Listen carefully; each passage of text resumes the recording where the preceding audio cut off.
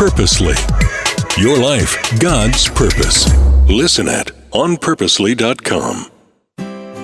It was 2005. We were paying $1.13 for a dozen eggs, and Star Wars Episode 3 Revenge of the Sith was in the movie theater. I still remember my son loved that movie so much, and he was just a little kid running around the house with his lightsabers. Hi, I'm Erica. Welcome to the Bible for Busy People. I'm so glad you're here, and I'm sure you're going, why are we talking about 2005? It's because it was 18 years ago. And I think it's helpful to think about how long ago that really was as we dive into another story about waiting on the Lord. I believe every time when we wait in faith, when we trust Him through the holy Saturday seasons of our lives, He rewards us. He answers our prayers, and so often in ways that we could never anticipate or imagine. So join me in Luke chapter 13, beginning in verse 10. One Sabbath day, as Jesus was teaching in a synagogue, he saw a woman who had been crippled by an evil spirit. She had been bent double for 18 years and was unable to stand up straight. When Jesus saw her, he called her over and said, "Dear woman, you are healed of your sickness." Then he touched her, and instantly she could stand straight. How she praised God. 18 years went by before God answered this woman's prayer. Did you notice that Jesus called her dear woman? God thinks of you in a tender way. You are special to Him. You can't count the hairs of somebody's head and not love them. And Jesus tells us in His word that He counts the hairs on our heads. That's the kind of God that you and I can trust. I mean, there were 18 years for this woman. How many days did she wake up and say, "How long, O Lord?" And maybe that's you today. Maybe you are in that in-between season, that holy Saturday. What do you do when everything looks gray? I believe we find the prescription in Isaiah chapter 40. Would you join me beginning in verse 26? Look up. There's the prescription right there. Look up into the heavens. Who created all the stars? He brings them out like an army, one after another, calling each by its name. A quick note here. We've got this God who counts our hairs and names the stars. There are trillions of stars. I don't even know if that's a high enough number. He gives each one a name. This is a God of detail. This is a God who cares about the details of stars, which means how much more does He care about the details of your life? Okay, because of His great power and incomparable strength, not a single one is missing, which tells me our God keeps track of the stars. Don't you love it? He's into astronomy. He created it. Oh, Jacob, how can you say the Lord does not see your troubles? Oh, Israel, how can you say God ignores your rights? Have you never heard? Have you never understood? The Lord is the everlasting God, the creator of all the earth. He never grows weak or weary. No one can measure the depths of His understanding. He gives power to the weak and strength to the powerless. Even youths will become weak and tired, and young men will fall in exhaustion. But those who trust in the Lord, this is the second half of our prescription, will find new strength. They will soar high on wings like eagles. They will run and not grow weary. They will walk and not faint.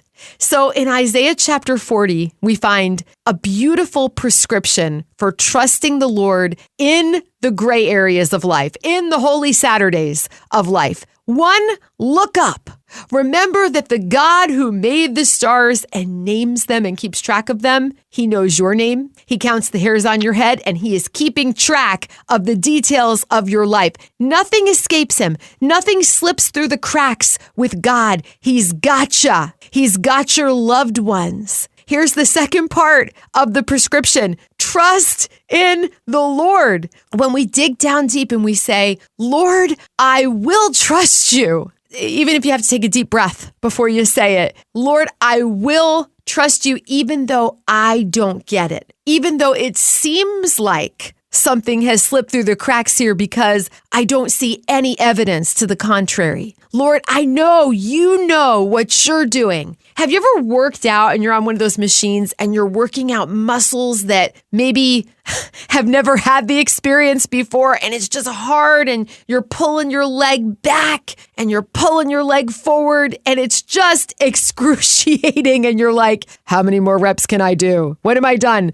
This is what trusting the Lord often looks like. We have to dig deep. But the Bible says right here in Isaiah that when we do that, we'll find new strength. Just as when you begin working those muscles, you become stronger. Your body is physically stronger. When you trust the Lord, your spirit is going to grow stronger. And we have a promise here. When we take the prescription to God the pharmacist and we say, I want to fill this, he says, okay, when you do this, you're going to soar high on wings like eagles. You're going to run and not grow weary. Do you know eagles can fly above the storm? God is going to give you that ability. It's going to feel hard at first. First, you're going to feel like you're still in that storm. You are fighting rain, and it's the kind of rain that's cold. You're going to feel that. And then all of a sudden, you're going to start working those muscles and you're going to realize, no, I'm doing it. I am trusting the Lord. And you're going to fly above the storm like the eagles. You'll soar high on wings like eagles, high above your troubles and your circumstances. You and I can do this. I know it's hard. I'm in the middle of a Holy Saturday right now. My son is battling some health issues and it's hard. And I want to go, Lord, can't you just heal him like you walked up to the woman who suffered for 18 years, bent over?